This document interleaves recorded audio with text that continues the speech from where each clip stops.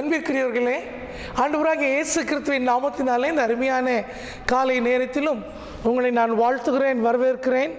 வீடுகளிலும் குழுக்களாகவும் கூடி தேவனை ஆராதிக்கும்படியாய் இந்த ஞாயிற்றுக்கிழமை காலை நேரத்தில் கடந்து வந்திருக்கிறோம். கர்த்தர் உங்களை ஆசீர்வதிப்பாராக. நம்முடைய ஆராதனைக்காக தேவனுடைய திருச்சமூகத்தை நோக்கி பார்ப்போம், ஜெபம் செய்வோம்.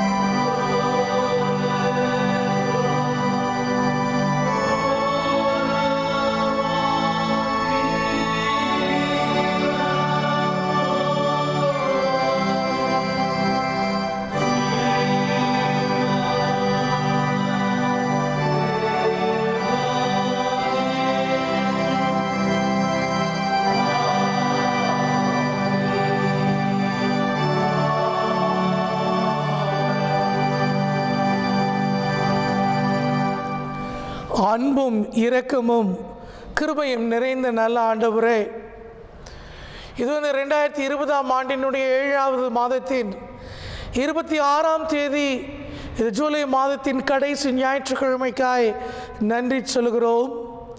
கர்த்தாவே, நீர் எங்களுக்கு தந்த சுகம், பலன், ஜீவன் கூட்டி கொடுத்திருக்கிற ஆயுசு நாட்களுக்காய் உம்மை துதிக்கின்றோம். இது இந்த காலை நேரத்திலும் உம்மை ஆராதிக்கும்படியாய் கூடி வந்திருக்கிறேன். எங்கள் அனைவரோடும் கர்த்தாவே உம்முடைய பிரசன்னத்தை தாரும், உம்முடைய பிரியத்தை தாரும்.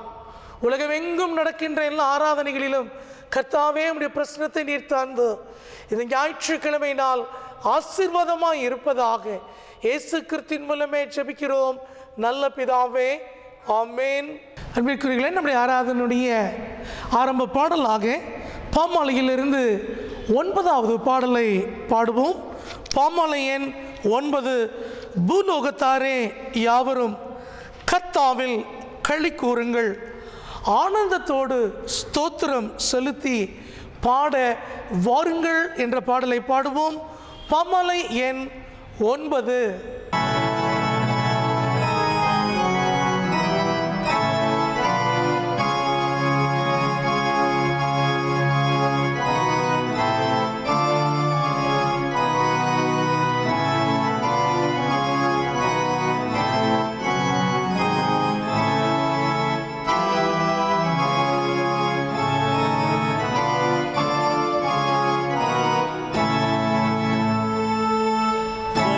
Oh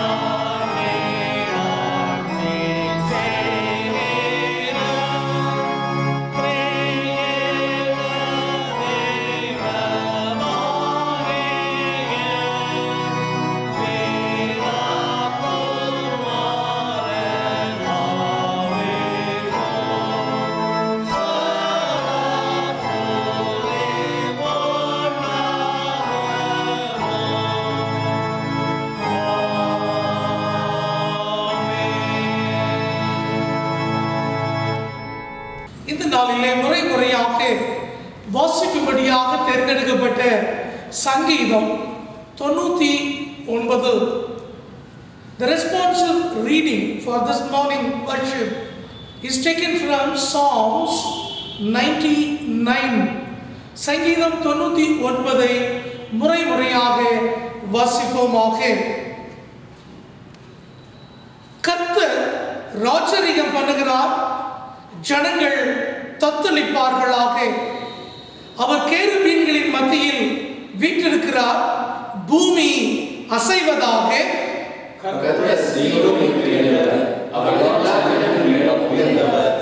மகத்துவமும் பயங்கரமான உமது நாமத்தை அவர்கள் துதிப்பார்களாக, அது பரிசுத்தம் உள்ளது.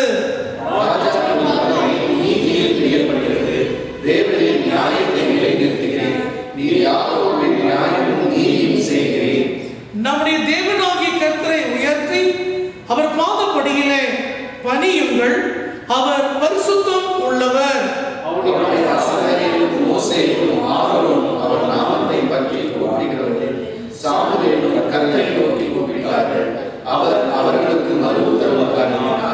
மேகஸ்தம்பத்திலிருந்து அவர்களோடு பேசினார். அவர்கள் அவருடைய சாட்சி பிரமாணங்களையும் அவர் தங்களுக்கு கொடுத்த கட்டளைகளையும் கை கொண்டார்கள்.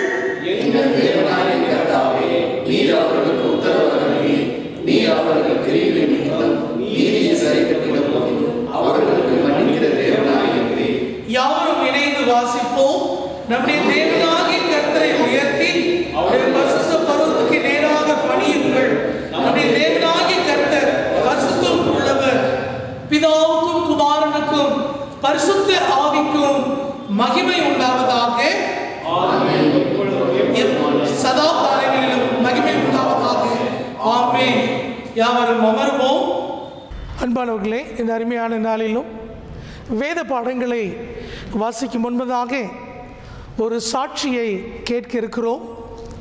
அருமையான நம்முடைய திருச்சபையினுடைய அன்பு தம்பி, நம்முடைய சபை உறுப்பினர் திரு விஜய் அவர்கள் ஒரு சாட்சியை கூறுவார். தொடர்ந்து முதலாம் வேத பாடத்தையும் வாசிக்க கேட்போமாக.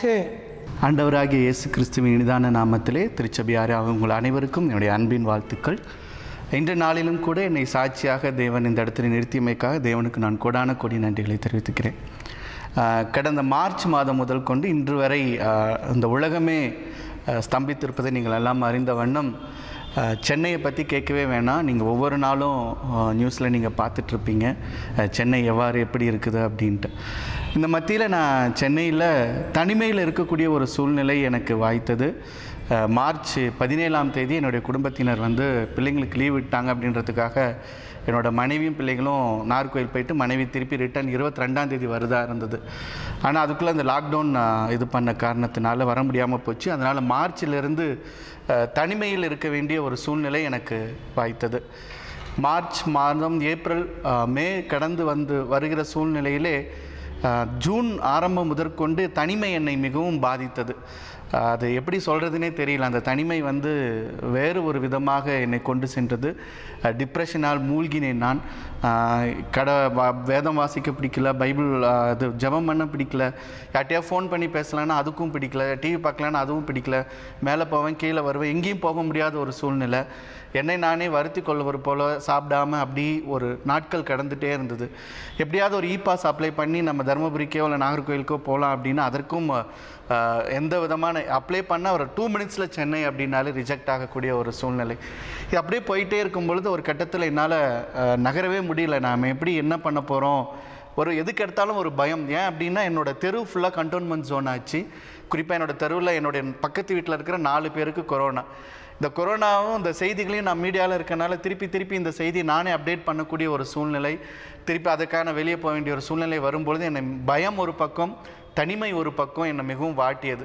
எப்படியாவது இந்த பாஸ் கிடைச்சிடணும் அப்படின்னு சொல்லிட்டு நான் இது பண்ணிகிட்டு இருக்கும் பொழுது ஒரு நாள் காலையில் சங்கீதம் 91 எடுத்து நான் வாசிக்கும் பொழுது அந்த 91ஆம் சங்கீதம் எனக்கு மிகுந்த ஆறுதலாக இருந்தது. குறிப்பாக அந்த ஜூன் இறுதி நாட்களிலே அன்றிலிருந்து இன்று வரை நான் தினமும் காலையில் எழுந்திரிச்சு அந்த சங்கீதம் 91 வாசித்து என்ன நானே தேய்ச்சிக்கிட்டேன். சொன்னால் நம்ப மாட்டீங்க, ஜூன் கடைசியில் நான் திருப்பியும் ப்ரேயர் பண்ணிவிட்டு இபாஸ் அப்ளை பண்ணும்போது அது ரிஜெக்ட் ஆகி 5 நிமிஷத்தில் திருப்பி ரீஅப்ரூவ் ஆச்சு. அதெல்லாம் பெரிய ஒரு அதிசயமாக இருந்தது. அது எப்படின்னு எனக்கே தெரியல. அவ்வளோ ஒரு மிகுந்த அதிசயங்கள் நடத்தினார் கடவுள். ஒவ்வொரு அதிகாரி கண்ணிலையும் அதுக்கான தயவு கொடுத்தாரு. குறிப்பாக நாங்கள் இபாஸ் கிடச்சி நான் கிளம்பும் பொழுது எனக்கு அந்த ட்ராவலிங்கில் பயங்கர சளி வந்துருச்சு. எனக்கு ரொம்ப பயந்துட்டேன் உண்மையிலே. கிட்டத்தட்ட எனக்கு என்னோட ரைட் நோஸ் ஃபுல்லாக பிளாக்டு. அந்த வகையில் போயிட்டு அந்த செட்டிக்கரையில் போயிட்டு நான் தங்க வேண்டிய ஒரு சூழ்நிலை இருந்தது. காலையில் ப்ரேயர் பண்ணிகிட்டே இருந்தேன். நான் டெஸ்ட் எடுக்க போகும்போது பார்த்தா டெஸ்ட் வந்து லெஃப்ட் சைடு இருந்தது. அப்போ நினச்சிட்டு இருந்தேன் எனக்கு ரைட் சைடு தான் பிளாக் ஆகிருக்கு, லெஃப்ட் சைடு தானே மூக்கில் தானே ஸ்வாப் எடுப்பாங்க, அதனால் ஒன்றும் பிரச்சனை இருக்காது அப்படின்னு நானும் மிகுந்த தைரியத்தோடு சங்கீதம் 91 சொல்லிகிட்டே போயிட்டு இருக்கேன். கரெக்டாக அவர் எடுத்து ரைட் சைடு நோஸில் ஸ்வாப் டெஸ்ட்டுக்கான அந்த பட்ஸை விட்டுட்டார். ரொம்ப பயந்துட்டேன். என்னால் ஒன்றுமே பண்ணவே முடியல.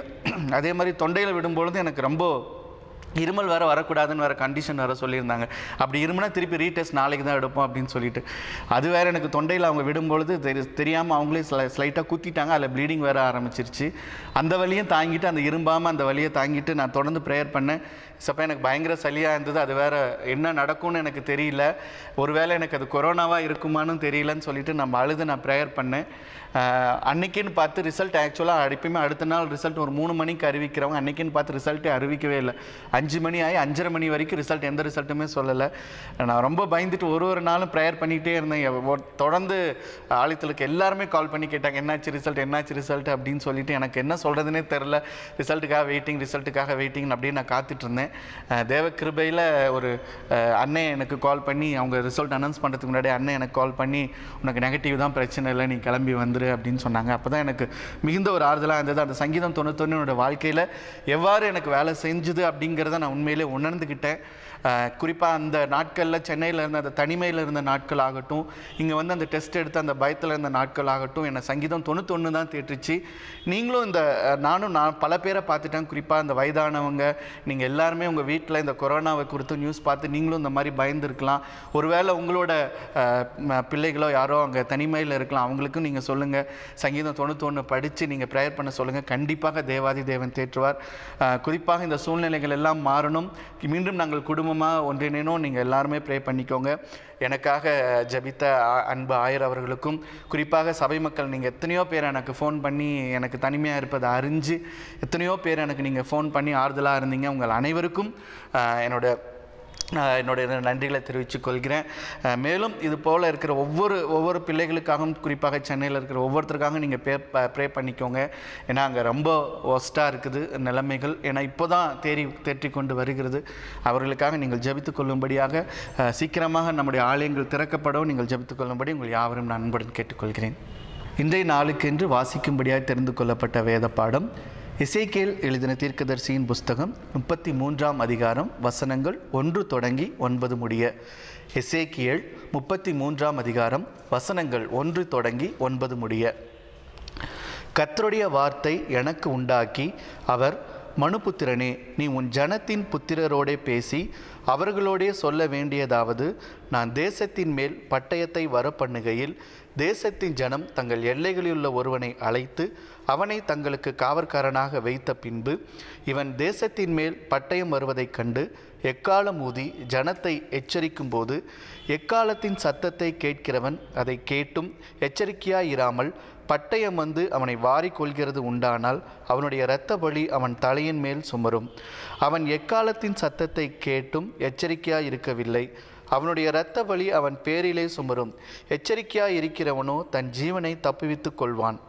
காவற்காரன் பட்டயம் வருவதைக் கண்டும் அவன் எக்காலம் ஊதாமலும் ஜனங்கள் எச்சரிக்கப்படாமலும் பட்டயம் வந்து அவர்களில் யாதொருவனை வாரிக்கொள்கிறது உண்டானால் அவன் தன் அக்கிரமத்திலே வாரிக்கொள்ளப்பட்டான். ஆனாலும் அவன் இரத்த பலியை காவற்காரன் கையிலே கேட்பான். மனுபுத்திரனே, நான் உன்னை இஸ்ரவேல் வம்சத்தாருக்கு காவற்காரனாக வைத்தேன். ஆகையால் நீ என் வாயினாலே வார்த்தையை கேட்டு என் நாமத்தினாலே அவர்களை எச்சரிப்பாயாக.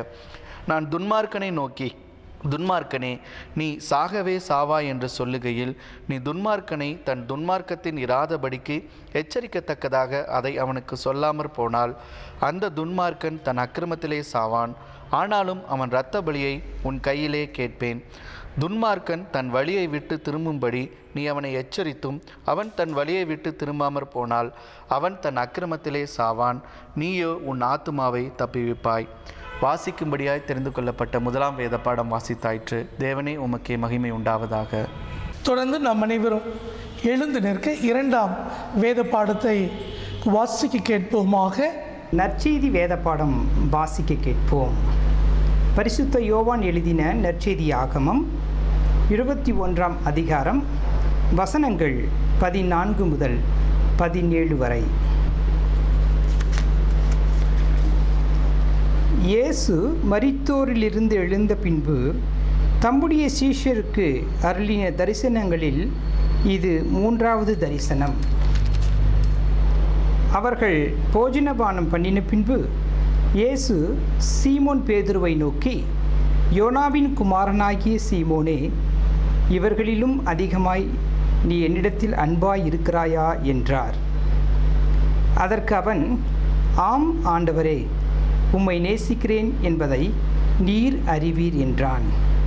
அவர், என் ஆட்டுக்குட்டிகளை மேய்ப்பாயாக என்றார். 2ஆம் தரம் அவர் அவனை நோக்கி, யோனாவின் குமாரனாகிய சீமோனே, நீ என்னிடத்தில் அன்பாய் இருக்கிறாயா என்றார். அதற்கு அவன், ஆம் ஆண்டவரே, உம்மை நேசிக்கிறேன் என்பதை நீர் அறிவீர் என்றான். அவர், என் ஆடுகளை மேய்ப்பாயாக என்றார். 3ஆம் தரம் அவர் அவனை நோக்கி, யோனாவின் குமாரனாகிய சீமோனே, நீ என்னை நேசிக்கிறாயா என்றார். என்னை நேசிக்கிறாயா என்று அவர் 3 தரம் தன்னை கேட்டபடியினாலே பேதுரு துக்கப்பட்டு, ஆண்டவரே, நீர் எல்லாவற்றையும் அறிந்திருக்கிறீர், நான் உம்மை நேசிக்கிறேன் என்பதையும் நீர் அறிவீர் என்றான். இயேசு, என் ஆடுகளை மேய்ப்பாயாக என்றார். வேத பாடம் வாசித்தாயிற்று. கிறிஸ்துவே உமக்கு மகிமை உண்டாவதாக. ஆமென். அன்பானவர்களே, வசனங்களை வாசிக்க கேட்டிருக்கிற நாம் நம்முடைய விசுவாசத்தை உறுதி செய்து கொள்வோமாக. 15ஆம் பக்கத்தில் உள்ள அப்போஸ்தலர்களின் விசுவாச பிரமாணத்தை நம்முடைய விசுவாச பற்று உறுதியாய் உறுதி செய்து கொள்வோம். பக்கம் 15, அப்போஸ்தலர்களின் விசுவாச பிரமாணம். வானத்தையும் பூமியையும் படைத்த சர்வ வல்லமையுள்ள பிதாவாகிய தேவனை விசுவாசிக்கிறேன். அவருடைய ஒரே குமாரனாகிய இயேசு கிறிஸ்துவை விசுவாசிக்கிறேன். அவர் பரிசுத்த ஆவியினாலே கன்னிமரியாவுக்கு உட்படுத்தப்பட்டார். பொய்யின வாக்கினால் பாடுபட்டு சிலுவையில் அறைந்து மரித்து அடக்கம் பண்ணப்பட்டு பாதாளத்தில் இறங்கினார். 3ஆம் நாள் மரித்தோரிலிருந்து எழுந்தருளினார். பரலோகத்திலே சர்வ வல்லமையுள்ள பிதாவாகிய தேவனை வீற்றிருக்கிறார்.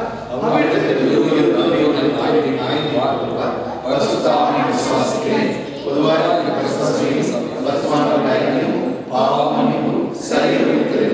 நித்திய ஜீவனும் விசுவாசிக்கிறேன். ஆமென். அன்பிற்குரியவர்களே, ஒரு சிறப்பு பாடலை இந்த நாளிலே நாம் கேட்போமாக.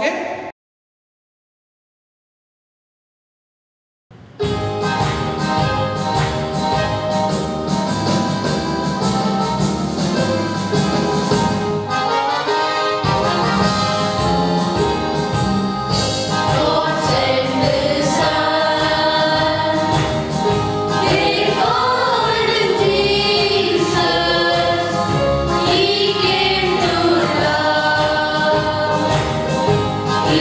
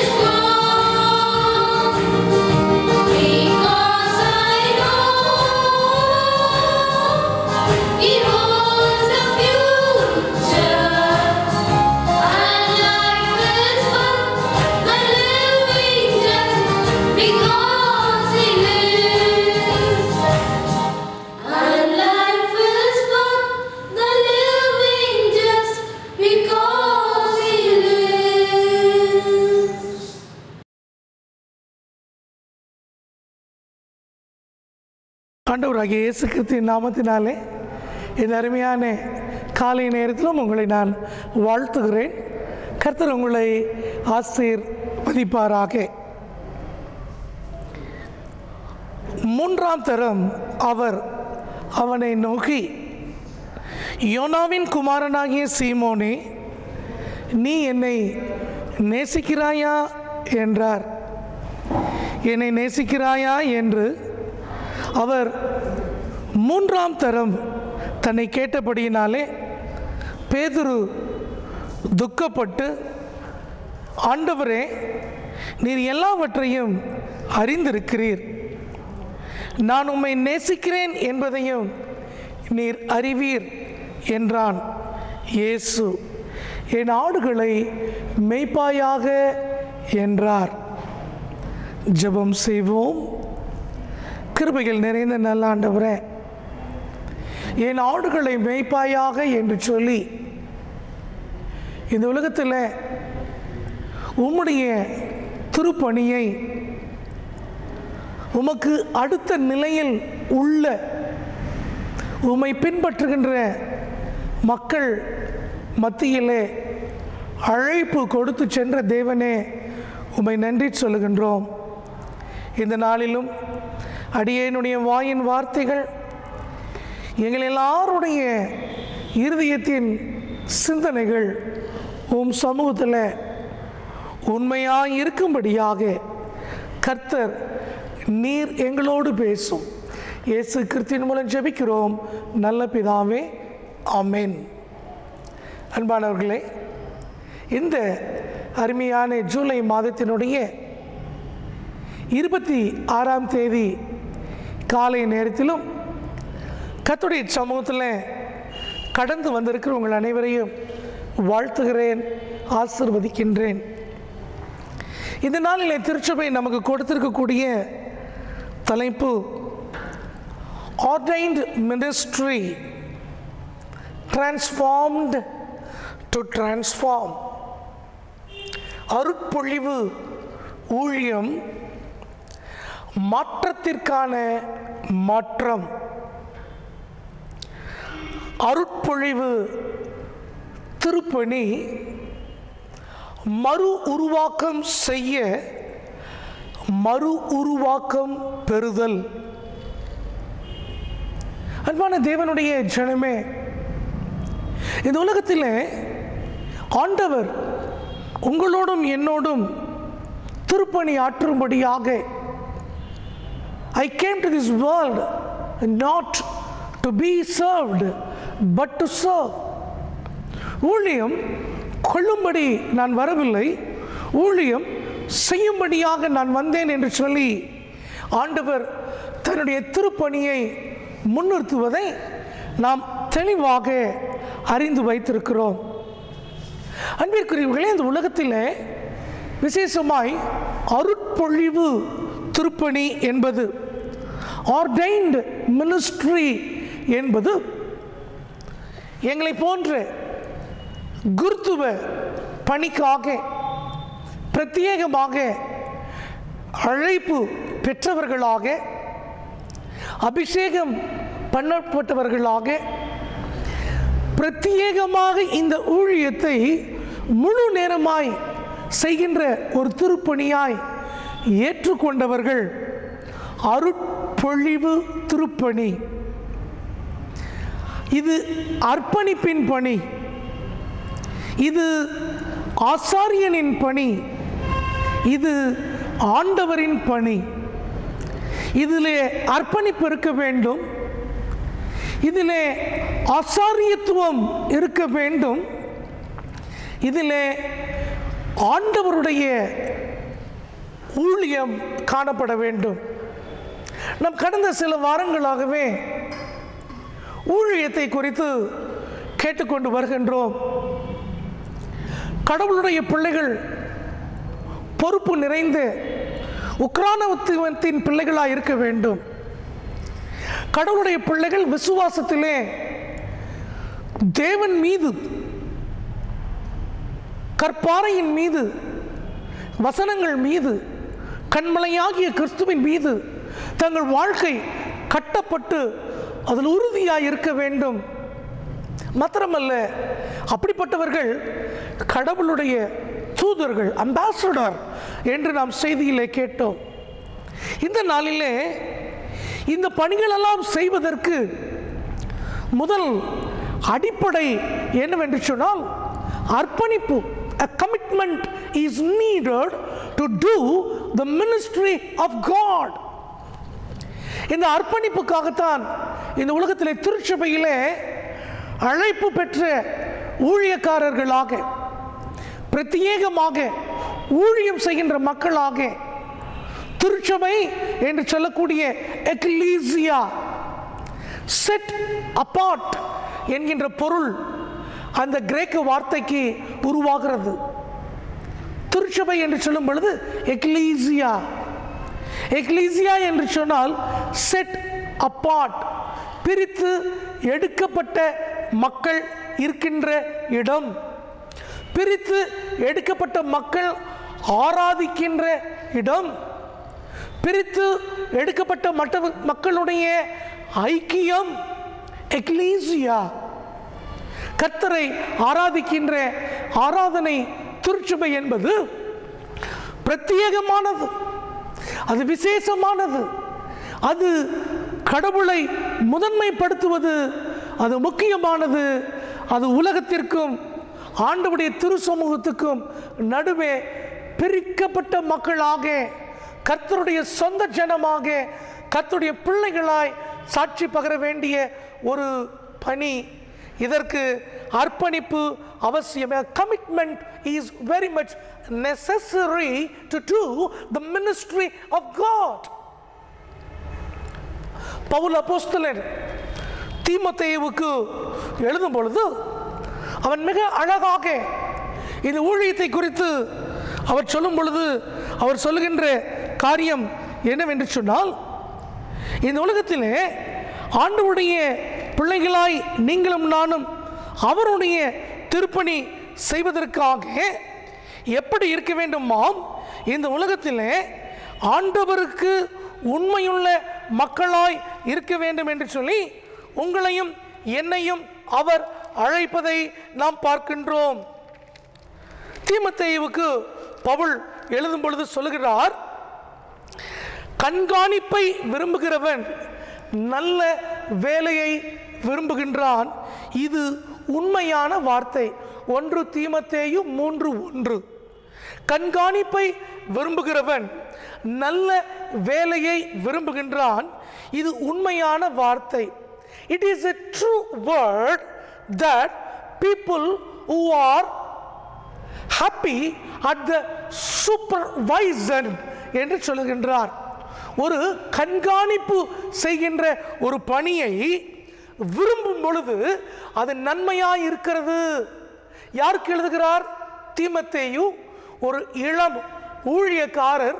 அவரை அழைத்து இந்த ஊழியத்தின் பொறுப்பு கொடுக்கும் பொழுது அவருக்கு கொடுக்கின்ற ஒரு காரியம் என்னவென்று சொன்னால், ஒரு கண்காணிப்பை விரும்புகின்றவர்களாய் ஊழியக்காரர்கள் இருக்க வேண்டும். There must be a supervision in the ministry of God. எப்படி இருக்க வேண்டுமாம்? இந்த சூப்பர்வைசன் எப்படி இருக்க வேண்டுமாம்? எதிலே கண்காணிப்பு இருக்க வேண்டுமாம்?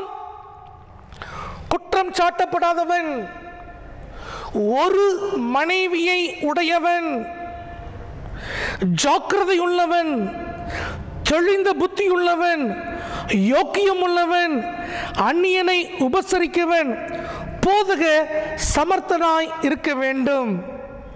மாத்திரமல்ல, வசனம் சொல்லுகிறது, அவன் மதுபான பிரியன், அடிக்கிறவன், இழிவான ஆதாயத்தை இச்சிக்கிறவன் அப்படி இல்லாதபடி பொறுமையுள்ளவனாக, சண்டை பண்ணாதவனாக, பண ஆசை இல்லாதவனுமாக, தன் சொந்த குடும்பத்தை சரியாய் நடத்துகிறவனாக.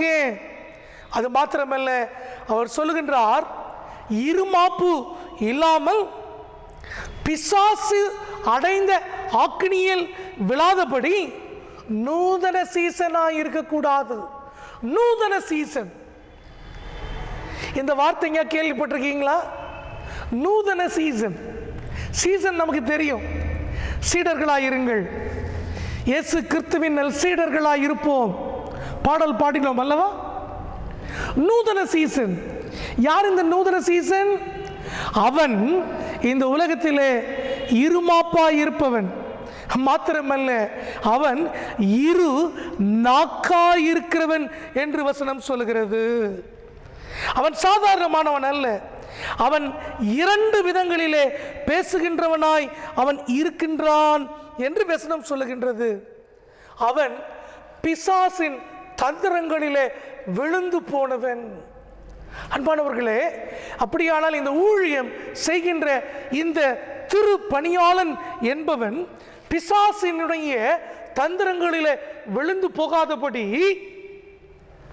பிசாசினுடைய பாதைகளிலே அவன் ஆட்கொண்டு விடாதபடி, அவன் தன்னுடைய வாழ்க்கையிலே ஒரு நூதனமான ஒரு ஏமாற்றுகின்ற அல்லது எல்லோரையும் வசியப்படுத்துகின்ற மனிதனாய் இராதபடிக்கு அவன் மிக முக்கியமாக கண்காணிப்பை விரும்புகின்றவனாக, a person must be under supervision. என்னை எல்லோரும் பார்க்கிறார்கள். யார் கண்காணிப்பு செய்கிறார்? தேவன் கண்காணிப்பு செய்கிறார். இளம் ஊழியக்காரனாகிய தீமோத்தேயுவுக்கு பவுல் எழுதுகின்றார், கண்காணிப்பை விரும்புகின்றவனாய் நீ இருக்க வேண்டும் என்று சொல்லி அவனுக்கு இந்த ஆலோசனையை அவர் எழுதுவதை நாம் பார்க்கின்றோம். அது மாத்திரமல்ல, இப்படிப்பட்ட இந்த ஊழியக்காரன் தன்னுடைய வாழ்க்கையிலே 9ஆம் வசனம் சொல்லுகிறது, விசுவாசத்தின் ரகசியத்தை சுத்த மனச்சாட்சியிலே காத்துக்கொள்ளுகிறவனாயும் இருக்க வேண்டும். விசுவாசத்தின் ரகசியம். அன்பானவர்களே, விசுவாசம் என்பது எளிமையான காரியம் அல்ல. சிலவங்களை பார்த்து சொல்றோம், இவங்க யாருங்க? நல்ல விசுவாசிங்க. அது என்ன நல்ல விசுவாசி, கெட்ட விசுவாசி? விசுவாசத்தினுடைய ரகசியங்கள் என்பது ஆண்டவர் மேல் நாம் வைத்திருக்கக்கூடிய பூரண நம்பிக்கை. அழகாக பிள்ளைகள் பாடினார்கள் அல்லவா? Because he lives, I can face tomorrow. என் தேவன் உயிரோடு இருக்கிறார், நான் எதிர்காலத்தை நான் கடந்து வருவேன். இதுதான் விசுவாசம். அன்பானவர்களே, இந்த விசுவாசம் என்பது வேதாகமம் உங்களுக்கும் எனக்கும் கற்றுக் கொடுக்கக்கூடிய ரகசியம். அவர் ஊழியக்காரன் என்னவன் இந்த விசுவாசத்தின் ரகசியத்தை அவன் காத்துக்கொள்கிறவன். தேவன் மீது வைக்கின்ற அந்த ஆழமான விசுவாசத்தை அவன் ஒருபோதும் தள்ளிவிடுகிறவன் அல்ல. எளிமையான இந்த உலகத்தினுடைய இச்சைகளிலே, இந்த உலகத்தினுடைய நூதனங்களிலே, இந்த உலகத்தினுடைய காரியங்களிலே தன்னை ஈடுபடுத்திக் கொண்டு இரண்டு நடைகளில் நடக்கிறவன் அல்ல, இரண்டு விதமாய் பேசுகிறவன் அல்ல. இப்படிப்பட்டவன் இந்த உலகத்திலே கர்த்தருடைய ஊழியக்காரனாய் இருக்க வேண்டும். இதைத்தான் இயேசு கிறிஸ்து தன்னை வைத்து அவர் சொல்லுகின்ற காரியம், I came to this world not to be served but to serve. ஊழியம் கொள்ளும்படியாக அல்ல, பெற்றுக்கொள்ளும்படியாக அல்ல, நான் கொடுக்கிறவனாய் இந்த உலகத்தில் வந்திருக்கிறேன். இயேசு கிறிஸ்து தன்னை கொடுத்தார், தன் வாழ்க்கை முழுவதையும் மக்களுக்காய் கொடுத்தார், தன் ஜீவனை கொடுத்தார்.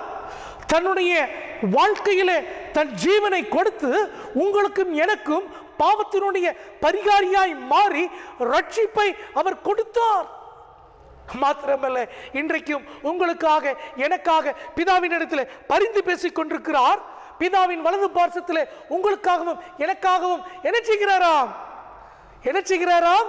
ஒரு இடத்தை ஆயத்தம் பண்ணுகின்றார். He is making ready a place for you and I.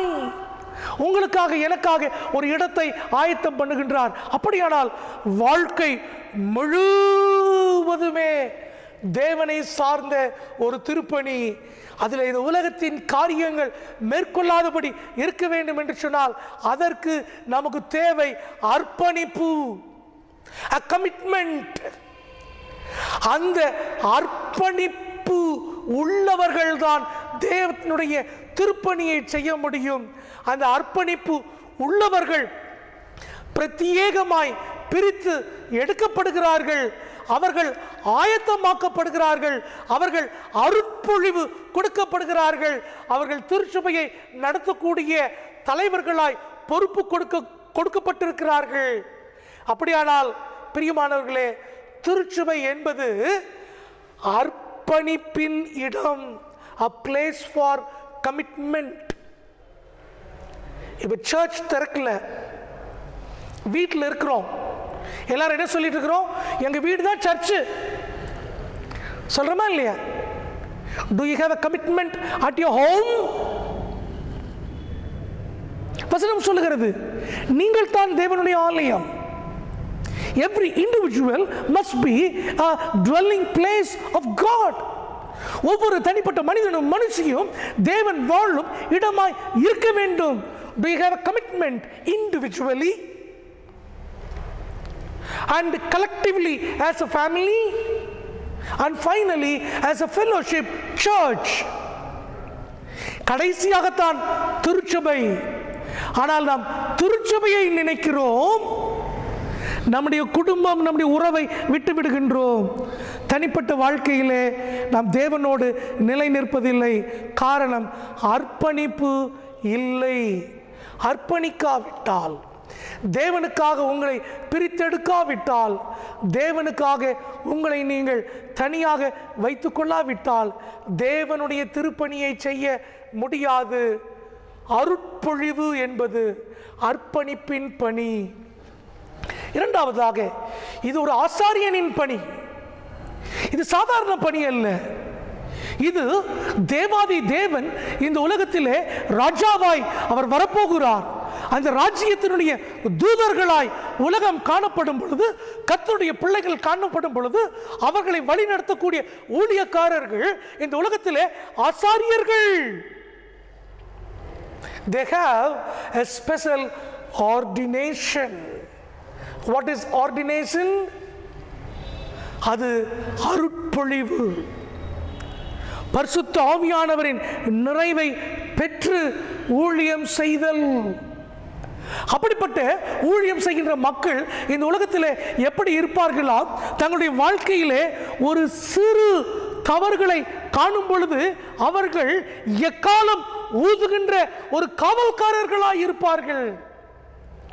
முதலாம் திருமறை பாடம் இன்றைக்கு வாசிக்க கேட்டோமே, அந்த திருமறை பாடம் நமக்கு சொல்லுகிறது, எசேக்கியேல் 33 2வது வசனம், மனு புத்திரனே, நீ உன் ஜனத்தின் புத்திரரோடு பேசி அவர்களோடு சொல்ல வேண்டியது என்ன என்றால், நான் தேசத்தின் மீது பட்டயத்தை வரப்பண்ணுகையில் தேசத்தின் ஜனம் தங்கள் எல்லைகளில் உள்ள ஒருவனை அழைத்து அவனை தங்களுக்கு காவல்காரனாக வைத்த பின்பு, அடுத்த வசனம், இந்த தேசத்தின் மீது பட்டயம் வருவதைக் கண்டு அவன் எக்காலம் ஊதி ஜனங்களை எச்சரிக்கும் போது, எக்காலக்காரன், a person blowing trumpet.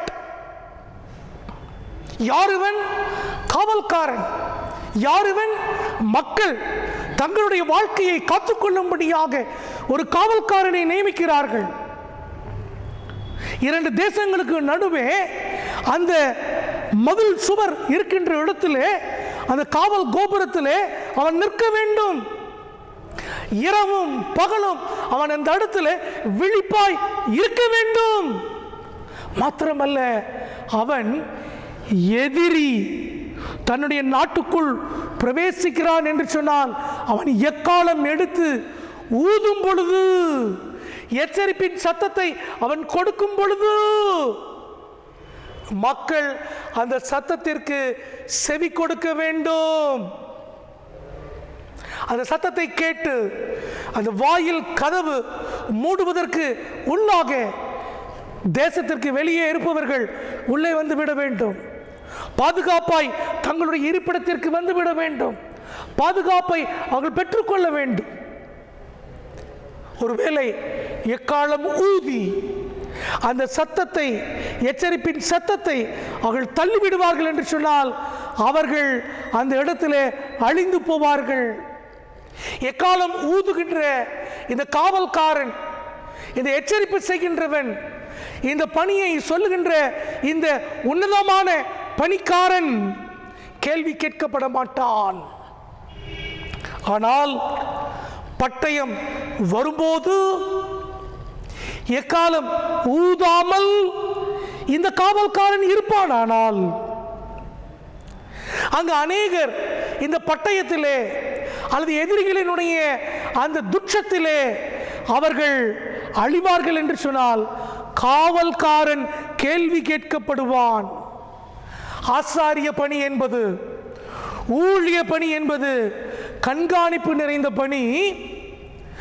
அவர்கள் கண்காணிப்பு செய்கின்ற அந்த நிலையில் இருக்கக்கூடிய மக்களுடைய வாழ்க்கையிலே ஒரு பிரச்சனை வரும் பொழுது, எச்சரிப்பு செய்யாமல் இருக்கும் பொழுது தேவன் ஊழியக்காரன் மீது கேள்வி கேட்கின்ற ஒரு முக்கியமான பதில் சொல்ல வேண்டிய இடத்திலே இந்த ஊழியக்காரன் இருக்கிறான். எதற்கு பதில் சொல்ல வேண்டும்? நான் எச்சரித்தேன் என பதில் சொல்ல வேண்டும். இல்லாவிட்டால் நான் எச்சரிக்காமல் மக்கள் அழிந்து போனார்கள் என அவன் பதில் சொல்ல வேண்டும். அன்பிற்குரியவர்களே, எந்த ஊழியக்காரராவது இல்லைங்க மக்களுக்கெல்லாம் நான் சொல்ல மாட்டேன், அவங்க அழிஞ்சு போகட்டும்னு சொல்லுவாங்களா? அப்படி சொல்வார்கள் என்று சொன்னால் அந்த பழி, இரத்த பழி உன்னை வந்து சேரும். துன்மார்க்கன் தன் துன்மார்க்கத்தினால் அவன் செத்தானே ஆகில் உன்னை நான் கேட்க மாட்டேன். ஆனால் நீ எச்சரிப்பு செய்யாமல் இருக்கும் பொழுது துன்மார்க்கன் அவன் உன் சொல்லை கேட்க முடியாத ஒரு சூழ்நிலையிலே உண்டாயிருக்கும் என்று சொன்னால் காவல்காரனே உன்னை கேள்வி கேட்பேன் என்று சொல்லி எசேக்கியேல் தீர்க்கதரிசியின் புஸ்தகத்திலே நாம் வாசிக்கின்றோம். அப்படியானால் இந்த ஆசாரியத்துவ பணி என்பது எச்சரிப்பின் பணி. எப்படிப்பட்ட எச்சரிப்பு? மக்களுக்காக எச்சரிப்பு, தனக்கு தானே எச்சரிப்பு. ஏனென்று சொன்னால் கடவுள் ஊழியக்காரனை கேள்வி கேட்பார்.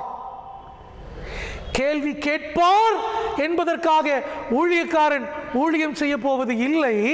மாறாக தேவன் தன்னை அழைத்தார் என்கின்ற அர்ப்பணிப்பு இருக்கும் பொழுது, தேவன் தன்னை இந்த பணிக்காக நியமித்திருக்கிறார் என்று அவன் அறிந்திருக்கும் பொழுது அவன் மக்களை கடவுள் பக்கம் திருப்புகின்ற ஆசாரியனாய் இருக்கின்றான். கடைசியாக பிரியமானவர்களே, இயேசு கிறிஸ்து தன்னுடைய ஊழிய பாதையிலே அவர் உயிர்த்தெழுந்த பிறகு சீடர்களுக்கு அவர் தரிசனத்தை கொடுத்து கொண்டு வருகிறார். யோவான் 21 அதிகாரம்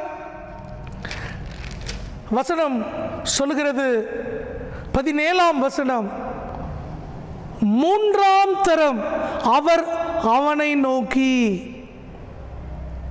இதனுடைய பின்னணியம் உங்களுக்கு தெரிந்திருக்கும். சீடர்கள் இயேசு கிறிஸ்துவின் உயிர்த்தெழுதலுக்கு பிறகு பல முறை இயேசுவை அவர்கள் கண்களிலே கண்ட பிறகும் கூட அவர்கள் ஆண்டவரை விட்டு விலகி விலகி போகின்ற ஒரு காரியத்தை பார்க்கிறோம். ஏனென்று சொன்னால் the personal presence of God was not there. இயேசு ஒரு மனிதனாக அவர்கள் மத்தியிலே நிற்கவில்லை. அவர் பரலோகத்திற்கு கடந்து செல்ல இருக்கிறார். இப்படிப்பட்ட சூழ்நிலையிலே தங்களிடத்திலே அவர் ஒரு நேர்முகமாய் நில்லாத ஒரு சூழ்நிலையிலே, கடவுளை முகமுகமாய் காணாத ஒரு சூழ்நிலையிலே பேதுரு சொல்லுகின்றான், நான் மீன் பிடிக்க போகிறேன். யார் இந்த பேதுரு? மீன் பிடித்தவன். இயேசுவின் பின்னால் அவன் வந்தவன், மனிதர்களை பிடிக்கிறவர்களாய் மாறினவன். இப்பொழுது இயேசு இல்லாத சூழ்நிலையிலே மீண்டும் மீன் பிடிக்க போகிறேன் என்று சொல்கின்றான். நடந்த சம்பவம் என்ன தெரியுமா? இதோ இவர்கள் மீன் பிடிக்க போகிறேன். இரவு முழுவதும் அவர்கள் மீன் பிடிக்க செல்கிறார்கள். மீன் கிடைக்கவில்லை. விடிய காலத்திலே இயேசு கிறிஸ்து கடற்கரையிலே நிற்கிறார். அவர்களை பார்த்து, பிள்ளைகளே, புசிப்பதற்கு ஏதாகிலும் உண்டா என கேட்கின்றார். எங்களிடத்தில் ஒன்றும் இல்லை என்று இவர்கள் சொல்லும் பொழுது, உங்கள் படகை நீங்கள் வலதுபுறமாக, உங்கள் வலையை உங்கள் படகுக்கு வலதுபுறமாக போடுங்கள் என்று அவர் சொல்லுகின்றார். அப்படியே அவர்கள் வலையை வீசுகிறார்கள். மீன்கள் அகப்படுகிறது. மீன்கள் கிடைத்தவுடனே யோவான் சொல்லுகின்றான், இதோ நம்முடைய ஆண்டவர் என்று சொல்லுகின்றான். ஆகவே பேதுரு அந்த இடத்திலே ஆண்டவரை நோக்கி வேகமாய் செல்லும்படியாக தன் மேல் சட்டையை கட்டிக்கொண்டு வேகமாய் இயேசுவின் இடத்திலே வருகின்றான். வரும்பொழுது நடந்த சம்பவம் என்ன தெரியுமா? மிக முக்கியமான ஒரு காரியம். யோவான் 21:9, அவர்கள் கரையிலே வந்து இறங்கின போது கரி நெருப்பு போட்டிருக்கிறதை, அதன் மேல் மீன் வைத்திருக்கிறதை, அப்பத்தையும் கண்டார்கள். இவங்க கிட்ட தான் மீன் கேட்கிறார். இவங்க கிட்ட தான் சாப்பிட்றதுக்கு ஏதாவது இருக்குதான்னு கேட்கிறார். ஆனால் இவங்க போகும்பொழுது இயேசு கிறிஸ்து எல்லாவற்றையும் ஆயத்தமாக்கி விட்டார். கரி நெருப்பு உண்டாகின்றது. கரி நெருப்பு என்று சொன்னால் பிரியமானவர்களே, மிக முக்கியமாக இந்த பேதுரு இதற்கு முன்பதாக கரி நெருப்பு உண்டான ஒரு இடத்திலே குளிர் காய்ந்து கொண்டிருந்தான். யோவான் 18 மறக்கக்கூடாது, ரொம்ப சிம்பிளாக இருக்கும் இல்லைங்களா? இதுக்கு முன்னாடி சொன்னேன், அப்போஸ்தலர் 20:20 சொன்னேன் இல்லைங்களா? அதே மாதிரி யோவான் 18:18, குளிர்காலமாக இருந்தபடியினாலே ஊழியக்காரரும் சேவகரும் கரி நெருப்பு உண்டாக்கி குளிர்காய்ந்து கொண்டிருந்தார்கள். பேதுருவும் குளிர்காய போனான். இயேசு கிறிஸ்துவை பிடிச்சு அவரை அடிச்சு அவரை திட்டி அவரை விசாரிக்கிறாங்க. பேதுரு என்ன பண்றாரா? குளிர்காய போகிறாராம். இப்பொழுது நடந்தது என்ன? கடல் முழுவதும் குளிர். கடல் முழுவதும் குளிரிலிருந்து இவர் எட்டி குதித்து இயேசுவின் பக்கம் போகிறார். அங்கு கரி நெருப்பு போடப்பட்டு கொண்டிருக்கிறது. இயேசு கிறிஸ்து அந்த கரி நெருப்புக்கு முன்னே நின்று கொண்டிருக்கிறார். இதற்கு முன்னே கரி நெருப்புக்கு முன்னே பேதுரு நிற்கும் பொழுது இயேசு கிறிஸ்துவை குறித்து 3 தடவை மறுதலித்தான். இப்பொழுது கரி நெருப்பு போட்டுக் கொண்டிருக்கிற இந்த இடத்திலே இயேசு கிறிஸ்து பேதுருவை பார்த்து 3 முறை கேள்வி கேட்கிறார். யோனாவின் குமாரனாகிய சீமோனே, என்னிடத்திலே நீ அன்பாய் இருக்கிறாயா? என்னுடைய ஊழியத்தை செய்ய அழைப்பு பெற்றவனே, என்னோடு கூட 3 வருடம் நடந்து வந்தவனே, என்னுடைய ஊழியத்தை செய்கிறேன் என கடந்து வந்தாயே, இப்பொழுது நான் இல்லாத சூழ்நிலையிலே நீ என்னை மறுதலித்து இதோ இப்பொழுது மீண்டும் கடலுக்குள்ளே வந்து விட்டாயே, இப்பொழுது என்னை பார்த்த உடனே, இந்த கரி நெருப்பை பார்த்த உடனே உனக்கு உன் வாழ்க்கையிலே குளிர் காய்கின்ற நிலையா, அல்லது என்னை பார்த்த உடனே வேக வேகமாய் உன் உடையை தரித்து கொண்டு ஓடி வருகிறாயே, இந்த வேகத்தினுடைய பதட்டமா? உன் ஊழியம் குளிர்காய்தலா? உன் ஊழியம் பதட்டமா? பதட்டமும் வேண்டாம், குளிர்காயவும் வேண்டாம், அன்பு இருக்கிறதா? ஊழியக்காரனுடைய வாழ்க்கையிலே அர்ப்பணிப்பு அவசியம், ஆசாரியத்துவம் அவசியம், அவன் வாழ்க்கையிலே அன்பு அவசியம். ஏனென்று சொன்னால் நம்முடைய ஆண்டவராகிய தேவன் இந்த உலகத்திலே அன்பாயிருந்தார். இந்த உலகம் God is love என்று கற்றுக் கொடுக்கின்றது. Jesus is love, Jesus is loving என்று சொல்லுகின்றது. அன்பானவர்களே, யோனாவின் குமாரனாகிய சீமோனே, அன்பாய் இருக்கிறாயா? என்னை பார்த்து ஓடி வருகிறாயா? அல்லது நான் விசாரிக்கப்படும் பொழுது குளிர் காய்ந்து கொண்டிருந்தாயா? வசனம் சொல்கிறது, 17ஆம் வசனம், 3ஆம் தரம் அவர் அவனை நோக்கி, யோனாவின் குமாரனாகிய சீமோனே, நீ என்னை நேசிக்கிறாயா என்று 3ஆம் தரம் விட்டபடியினாலே பேதுரு துக்கப்பட்டான். 3 முறை மறுதலிக்கும் பொழுது துக்கப்படாத பேதுரு, இயேசுவை அடிக்கும் பொழுது துக்கப்படாத பேதுரு, இப்பொழுது 3 தரம் கேள்வி கேட்டவுடனே அவன் துக்கப்படுகிறான். ஏன்? அங்கும் 3 முறை, இங்கும் 3 முறை, அங்கும் கரி நெருப்பு, இங்கும் கரி நெருப்பு. அங்கு இயேசு போய்விடுவார், ஆனால் இங்கு இயேசு உயிரோடு இருக்கிறார். Because he lives, I can face tomorrow. பிள்ளைகள் பாடினார்களே, என் தேவன் உயிருள்ளவர். Your God is God of living. My God is alive. என் உயிர் உள்ள ஆண்டவரை நான் பார்க்கும் பொழுது என் வாழ்க்கையிலே நான் செய்த தவறுகளுக்காக நான் துக்கப்பட வேண்டும். என் வாழ்க்கையிலே நான் செய்த வேதனைகளுக்காக நான் பாரப்பட வேண்டும். அவன் இருதயம் குத்தப்பட வேண்டும். ஆனால் இயேசு சொல்கிறார், அன்பாய் இருக்கிறாயா? அப்படியானால் என் ஆடுகளை மேய்ப்பாயாக, என் ஆட்டுக்குட்டிகளை மேய்ப்பாயாக. அன்பானவர்களே, திருச்சபையின் பணி என்பது ஆட்டுக்குட்டிகளை மேய்க்கின்ற பணி. திருச்சபையின் மேய்ப்பு என்பது ஆண்டவருடைய சத்தத்தை கேட்கும் பணி. திருச்சபையின் பணி என்பது எச்சரிப்பின் பணி. இதற்கு அர்ப்பணிக்கப்பட்ட நிலை நமக்கு தேவை. இதற்கு எச்சரிக்கின்ற ஆசாரியத்துவத்தினுடைய அதிகாரம் தேவை. இதற்கு ஆண்டவரை நேசிக்கின்ற நேசம் தேவை. இப்போ ரிவர்ஸில் போடலாமா? நீ அன்பாய் இருந்தால் மற்றவர்களுக்கு துன்பம் வரும் பொழுது நீ எச்சரிப்பாய். அப்படி எச்சரிக்கின்ற மகனாய் இருப்பாய் என்று சொன்னால் நீ உன்னை கடவுளுடைய பிள்ளையாய் பிரத்யேகப்படுத்திக் கொள்வாய். அன்பு மற்றவர்களை எச்சரிக்கின்ற அந்த நிலை, அது பிரத்யேக வாழ்க்கை. இதுதான் அருட்பொழிவின் பணி. இதுதான் ஆண்டவருக்காக பிரத்யேகமாய் அழைக்கப்பட்ட பணி. ஆகவேதான் திருச்சபைக்கு கொடுக்கப்பட்ட பெயர் எக்லீசியா. எக்லீசியா என்று சொன்னால் செட் அப்பார்ட், பிரித்து எடுக்கப்பட்ட நிலை. அன்பான சகோதரனே, சகோதரியே, நீ பிரித்தெடுக்கப்பட்டிருக்கிறாயா? தேவனிடத்தில் நீ அன்பு வைத்திருக்கிறாயா? தேவன் உயிருள்ளவர், அவர் மீண்டும் வருவார், அவர் உயிர் தெளிந்திருக்கிறார். சாப்பாட்டுக்கு பேதுருவினிடத்தில் தான் கேட்கிறார். ஆனால் அவர் சாப்பாடு வைத்துக் கொண்டு காத்திருக்கும் பொழுது பேதுரு அந்த இடத்திலே மனக்கடினப்பட்டு, நான் நேசிக்கிறேன் என்பதை நீர் அறிகிறீரே என்று ஆண்டவருடைய திருப்பாதத்திலே அவன் விழுகிறான்.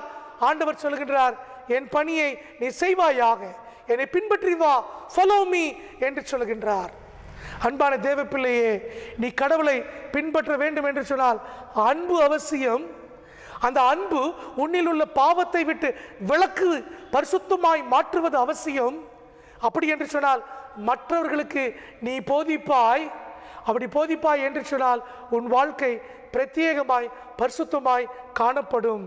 அதுவே அருட்பொழிவு, அதுவே பிரத்யேகமாக்கப்பட்டது, அதுவே பிரித்தெடுக்கப்பட்ட வாழ்க்கை. திருச்சபையினரே, பிரித்தெடுக்கப்பட்ட வாழ்க்கையிலே நீங்கள் வாழ கர்த்தர் உங்களை அழைக்கிறார். பிரித்தெடுக்கப்பட்ட வாழ்க்கையிலே மற்றவர்களை எச்சரிக்க கர்த்தர் உங்களை அழைக்கிறார். இந்த பிரித்தெடுக்கப்பட்ட வாழ்க்கையிலே அன்புள்ளவர்களாய் பாவத்திலிருந்து விலகி பரிசுத்தமாய் வாழ தேவன் உங்களை பின்பற்றி வா என உங்களை அழைக்கின்றார். கர்த்தருக்குள் அர்ப்பணித்து அவர் பிள்ளையாய் நீங்கள் வாழ கர்த்தர் உங்களை ஆசீர்வதிப்பாராக. ஆமேன். சபையாருக்கு அறிவிக்க வேண்டிய அறிவிப்புகள். ஆண்டவராகிய இயேசு கிறிஸ்துவின் நாமத்தினாலே இந்த நாளிலும் உங்களை நாங்கள் வாழ்த்துகிறோம், உங்களை வரவேற்கிறோம். விசேஷமாக இந்த நாளிலே கர்த்தர் ஒரு புதிய மாதத்திற்காய் நம்மை ஆயத்தமாக்கவும், நாம் கடந்து வந்த 7 மாதங்களிலும் சுகம் பலன் கொடுக்கவும் கிருபை செய்தார். தேவனுடைய நாமம் மகிமைப்படட்டும். ஏற்கனவே நான் உங்களுக்கு சொன்னது போல, அன்பானவர்களே, நம்முடைய திருச்சபை கதவுகள் திறந்திருக்கிறது. நீங்கள் வந்து திருச்சபையில் ஜெபிக்கலாம். நீங்கள் ஆண்டவரை 5 பேருக்கு குறைவாக வந்து ஆராதனை செய்யலாம். அன்பானவர்களே, அதுபோலவே திருச்சபையிலே இங்கு 2 பெட்டிகள் வைத்திருக்கிறோம். ஒரு பெட்டி காணிக்கை பெட்டி, இன்னொரு பெட்டி சந்தா அட்டை பெட்டி. நீங்கள் சந்தா அட்டை கொண்டு வந்தால் சந்தா அட்டை பெட்டியிலே சந்தா அட்டைகளை போடலாம். காணிக்கையை செலுத்த வேண்டும் என்றாலும் காணிக்கையை இந்த பெட்டியிலே செலுத்தலாம். கர்த்தர் உங்களை ஆசீர்வதிப்பாராக. அதுபோல் இந்த வாரத்திலே தங்கள் பிறந்த நாட்கள், திருமண நாட்களை நினைவு கூறுகின்ற மக்கள் அனைவரையும் கர்த்தர் ஆசீர்வதிக்க வாழ்த்துகிறோம். உங்களுக்காக ஜெபிக்கின்றோம். ஏற்கனவே நான் சொன்னது போல ஆகஸ்ட் மாதத்தினுடைய முதல் வாரம் என்று சொல்லும் பொழுது 1ஆம் தேதியே அல்ல, அதற்கு பிறகு வரக்கூடிய சனிக்கிழமையிலே மதியம் 2 மணிக்கு திடப்படுத்துதல் வகுப்பு நடைபெறும். பெற்றோர் உங்கள் பிள்ளைகளின் பெயர்களை எனக்கு தெரிவித்துக் கொண்டிருக்கிறீர்கள், நன்றி. தொடர்ந்து அந்த காரியத்திற்காக ஜெபியுங்கள். திடப்படுத்துதல் வகுப்பு ஆகஸ்ட் மாதம் 1ஆம் தேதியில் அதற்கு பின் வரக்கூடிய சனிக்கிழமை மதியம் 2 மணிக்கு நடைபெறும் என்று தெரிவிக்கின்றேன். தொடர்ந்து ஆராதனை முடிந்த பிறகு கோயம்புத்தூர் திருமண்டலம் சார்பாக யூடியூபில் நடக்கக்கூடிய ஓய்வு நாள் பாடசாலை பிள்ளைகளை நீங்கள் பங்கு பெற ஊக்கப்படுத்துங்கள். பெற்றோர் உங்கள் பிள்ளைகளோடு அமர்ந்து இந்த காரியங்களை கற்றுக்கொடுங்கள். கர்த்தர் தாமே உங்கள் அனைவரையும் ஆசீர்வதிப்பாராக, சுகம் பலன் அருளுவாராக. ஆமேன். அன்பானவர்களே, ஆண்டவர் நம் அனைவரையும் இந்த உலகத்தில் அவர் பிள்ளைகளாய் அவர் ஊழியத்தின் பாதையிலே நம்மை நடத்தி கொண்டிருக்கிறார். அப்படிப்பட்ட ஆண்டவருடைய நாமத்தை நாம் துதிக்கும்படியாக அவரை பின் செல்லுவேன் என்கின்ற அந்த உறுதியோடு நம் அனைவரும் பாடுவோம். கீர்த்தனையில் 190வது பாடல்.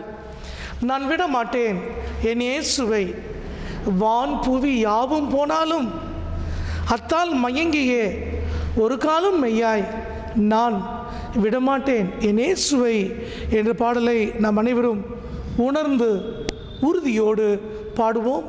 கீர்த்தனை 190.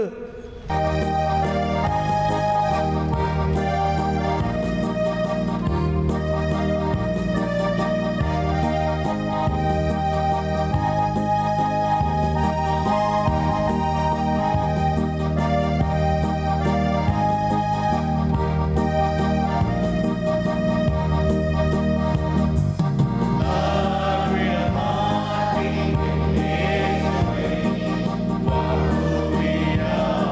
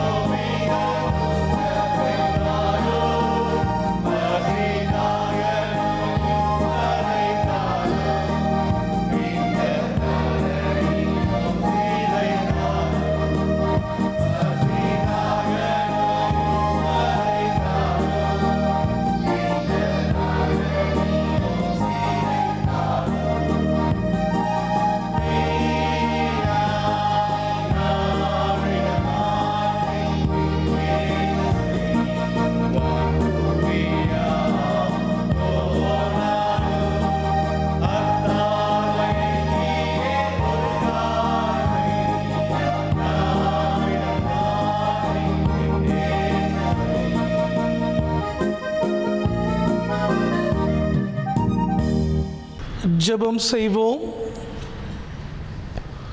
லோகம் என்னை உதைத்தாலும், பொல்லா உலகத்தினர் துஷ்டர் என்னை மொய்த்தாலும், பசி தாகம் நோய் வதைத்தாலும், இந்த தரணியோர் என்னை சிதைத்தாலும் மெய்யாய் நான் விடமாட்டேன் என் இயேசுவை என நாங்கள் பாடியிருக்கிறோம். ஆண்டவரே, இது இந்த ஜூலை மாதத்தினுடைய 26ஆம் தேதி உம்முடைய பிள்ளைகளாய் உம்முடைய திரு சமூகத்திலே நாங்கள் காத்திருக்கிறோம். இதோ இந்த உலகத்தில் ஒரு காவல்காரன் எங்களை எச்சரிப்பதை போல உம்முடைய ஊழியக்காரர்களும் உம்முடைய வேதங்களும் எங்களை நோக்கி வரக்கூடிய பல்வேறு விதமான துன்பங்களையும் துயர்களையும் குறித்து எச்சரிக்கை செய்யும் பொழுது, இதோ பேதுரு அப்போஸ்தலன் மூலமாக என் ஆடுகளை மேய்ப்பாயாக, என்னில் நீ அன்பாய் இருப்பாயானால் என் ஆட்டுக்குட்டிகளை மேய்ப்பாயாக என்று கொடுத்த அந்த வாக்குரைப்பின்படி இந்த உலகத்தில் அறியாத ஆட்டுக்குட்டிகளையும் அறிந்த ஆடுகளையும் வழிநடத்துகின்ற திருச்சபையாம் இந்த அருட்பொழிவு பணி, திருச்சபையாம் இந்த அர்ப்பணிப்பு பணி, திருச்சபையாம் இந்த நல் மனிதர் ஆக்குகின்ற மாற்றத்தின் பணி ஆசீர்வதிக்கப்படட்டும். ஆண்டவரே, இந்த உலகத்தில் கோவிட்-19 என்று சொல்லி ஒரு பெரும் சமுதாய தொற்று உண்டாகி கொண்டிருக்கிற இந்த காலகட்டத்தில் நாங்கள் வாழ்ந்து கொண்டிருக்கிறோமே, இந்நாள் வரை நீர் எங்களுக்கு தந்திருக்கக்கூடிய சுகம், பலன், ஜீவன், கூட்டி கொடுத்திருக்கிற ஆயுசு நாட்கள் அனைத்திற்காய் நாங்கள் நன்றி சொல்லுகிறோம். இந்நாள் வரை, இந்த நொடி வரை நீர் எங்களுக்கு நல்லவராய் இருப்பதற்காய் நாங்கள் நன்றி சொல்லுகிறோம். ஒருபோதும் எங்களை மறவாத எங்கள் ஆண்டவராய் நீர் இருக்கிறீர். அவன் என் நாமத்தை அறிந்திருக்கிறபடியினால் அவனை நான் உயர்ந்த அடைக்கலத்திலே வைப்பேன் என சங்கீதம் 91 வாசிக்கிறோமே. உம்மை அறிந்த பிள்ளைகளாகிய ஒவ்வொருவரையும் நீர் உம்முடைய அடைக்கலமாம் கோட்டை, உம் அடைக்கலமாம் உன் செட்டையின் மறைவு, உம் அடைக்கலமாம் உன்னதமானவருடைய அந்த நிழல் எங்களுக்கு கொடுக்கப்பட்டிருப்பதற்காக நன்றி சொல்லுகின்றோம். ஆண்டவரே, இதோ எங்களுக்கு அருமையானவர்கள், உற்றார், உறவினர், நண்பர், இனம், ஜனம், பந்துக்கள் என பல்வேறு இடங்களிலே, பல்வேறு நகரங்களிலே, பல்வேறு தேசங்களிலே இருக்கிறார்களே, எல்லாரையும் கர்த்தர் சுகம் பலனை நீர் தந்து வழிநடத்தும்படியாய் நாங்கள் ஜெபிக்கின்றோம். இதோ இன்றைக்கு நாங்கள் சாட்சியிலே கேட்டது போல சென்னை மாநகரத்திலே சுவாமி வீதிகள் தோறும் ஆண்டவரே அந்த தடுப்பு உண்டாக்கி கொண்டிருக்கிற இந்த காலகட்டங்களில் எங்களுக்கு அருமையானவர்கள், எங்களுடைய அன்புடையவர்கள், எங்கள் குடும்பத்தின் மக்கள் சென்னையில் இருக்கிறார்களே, பெரும் நகரங்களில் வாழக்கூடிய இந்த மக்கள் அனைவரும் பாதுகாக்கப்பட நாங்கள் ஜெபிக்கின்றோம். அன்பு தம்பியை நீர் எங்கள் மத்தியில் நீர் கொண்டு வந்ததற்காய் நன்றி. குடும்பமாய் ஒன்றிணைந்து கர்த்தரை மகிமைப்படுத்த அன்பு குடும்பத்தாருக்கு உம்முடைய கிருபையை தாரும். இந்த திருச்சபை என்கின்ற இந்த குடும்பத்தில் இருந்து நாங்கள் எல்லாரும் எங்களுக்கு அன்பானவர்களை நினைத்து ஜெபிக்கின்றோம். சுகம், பலன், உம்முடைய வல்லமை, ஆற்றல், உம்முடைய அன்பு, உம்முடைய அனுக்கிரகம், உம்முடைய பிரியம், உம்முடைய பிரசன்னம் தாரும். விசேஷமாய் ஆண்டவரே, ஹாஸ்பிட்டல்ல ஒர்க் பண்ணக்கூடிய அனைத்து மக்களை நினைத்து நாங்கள் ஜெபிக்கின்றோம். விசேஷமாய் கொரோனா வார்டில் ஒர்க் பண்ணக்கூடிய ஸ்டாஃப், நர்சஸ், டாக்டர்ஸுக்காய் அதிகமாய் ஜெபிக்கின்றோம். ஆம்புலன்ஸ் டிரைவர்ஸ், அதனுடைய எக்யூப்மெண்ட் டெக்னீசியன்ஸுக்காய் நாங்கள் ஜெபிக்கின்றோம். இன்னும் ஆண்டவரே, பெத்தாலஜி, வைராலஜி டிபார்ட்மெண்ட்டில் இந்த கிருமி இவைகளை எல்லாம் ஆராய்ச்சி செய்கின்ற மக்களுக்காய் ஜெபிக்கின்றோம். இவர்கள் எல்லாரும் காக்கப்பட, இவர்கள் எல்லாரும் உம்முடைய அன்பின் பணியை மிகுந்த உற்சாகத்தோடு செய்ய அவர்களுக்கு நீ சுகம் பலனை தாரும் ஆண்டவரே. அதுபோல காவல்துறை நண்பர்களுக்காய் ஜெபிக்கின்றோம். அவர்களும் இரவு பகல் பாராது மக்களை பாதுகாக்க எடுத்துக்கொள்கின்ற முயற்சிகளில் உம்முடைய பிரியம் இருக்கட்டும் ஆண்டவரே. அவர்கள் காக்கப்படுவார்களாக. அரசு அதிகாரிகளுக்காய் ஜெபிக்கின்றோம். எடுத்துக்கொள்கின்ற முயற்சிகளை அவர்கள் மக்களுக்காக பிரியத்தோடு செய்ய உதவி செய்யும். ஆட்சியாளர்கள், இன்னும் பொறுப்பாளர்கள், மந்திரிகள், பிரதானிகள், எம்எல்ஏக்கள், எம்பிக்கள், இன்னும் பிரதம மந்திரி, தேசத்தின் ஜனாதிபதி அதுபோல உலகம் எங்கும் இருக்கக்கூடிய எல்லா country president and all the people who are ruling the country எல்லாரையும் கர்த்தாவே ஆலோசனையை கொடுத்து மக்களை காக்கின்ற நல்பணிகளை உயர்ந்திருக்க அருள் தாரும். இதை எங்கள் திருச்சபையினுடைய அன்பு குடும்பங்களுக்காய் நாங்கள் செபிக்கின்றோம். எல்லா குடும்பத்திலும் தலைமுறை பிள்ளைகள் உம்முடைய பிரியமுள்ள மக்களாய் வாழ உதவி செய்யும். இதோ நாங்கள் பாடினோமே, because he lives I can face tomorrow. ஆம் ஆண்டவரே, இந்த உறுதி ஆண்டவரே, இந்த உறுதிப்பாடு எங்களுடைய பிள்ளைகளோடு என் தேவன் உயிரோடு இருக்கும் பொழுது என் எதிர்காலத்தை நான் கடந்து வருவேன் என்கின்ற அந்த ஆறுதல் கொடுக்கின்ற அந்த பலனுள்ள மக்களாய் எங்கள் குடும்பத்தினுடைய பிள்ளைகள் காணப்பட திருச்சபையினுடைய எதிர்காலம் அவனமாய் அமைய கர்த்தர் நீர் கிருபை செய்வீராக. நீர் தந்து கொண்டிருக்கிற நல்ல மழைக்காய் உம்மை துதிக்கின்றோம். இந்த மழை எங்களுக்கு சேதமில்லாதபடி எங்களுக்கு ஆசீர்வாதமாய் இருக்கட்டும் ஆண்டவரே. அதுபோல விசேஷமாய் +2 முடித்து கல்லூரிக்காக ஆயத்தப்பட்டு கொண்டிருக்கிற அன்பு குழந்தைகளுக்காய், அன்பு தம்பி தங்கைகளுக்காய் நாங்கள் விசேஷமாய் ஜெபிக்கின்றோம்.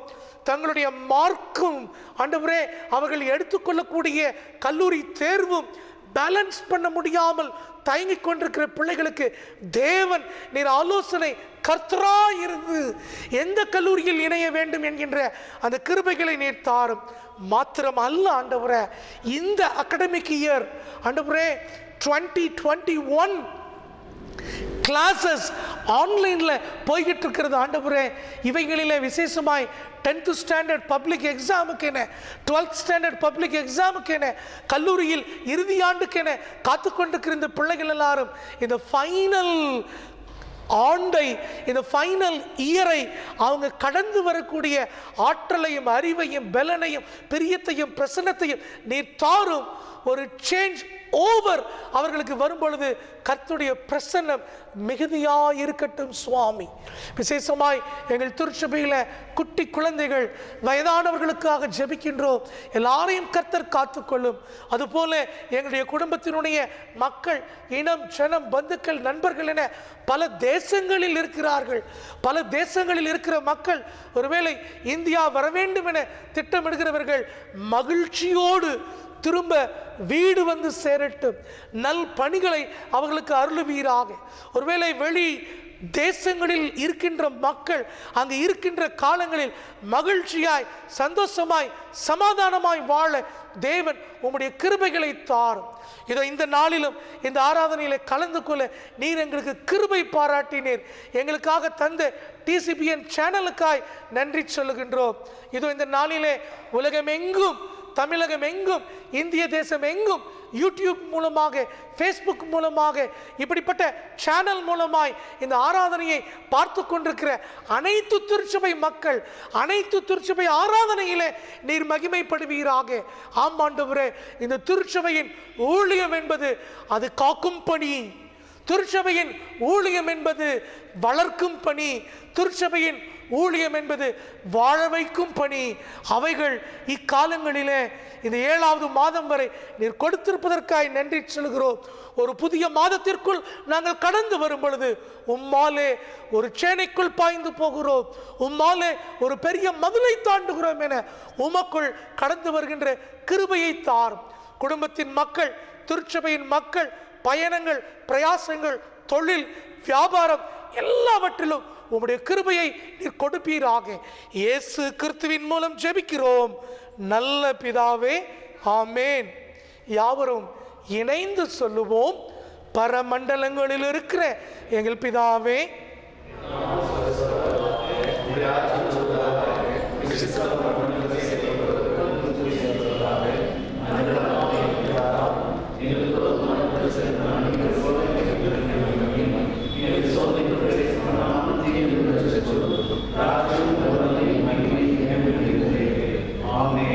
ஆண்டவராயிருக்கிற இயேசு கிறிஸ்துவினுடைய கிருபை, பிதாவாகிய தேவனுடைய அன்பு, தூய ஆவியானுடைய ஆளுகை, பிரசன்னம், வழி நடத்துதல், சமாதானம் நம் அனைவரோடு கூட இன்றும் என்றும் சதா காலம் நிலைத்திருப்பதாக.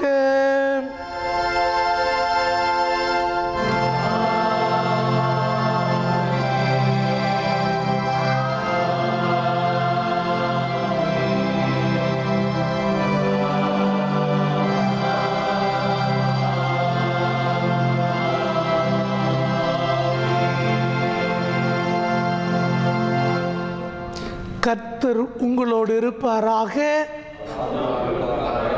நாம் சமாதானத்தோடு சென்று வரக்கடவோம். ஆமென்.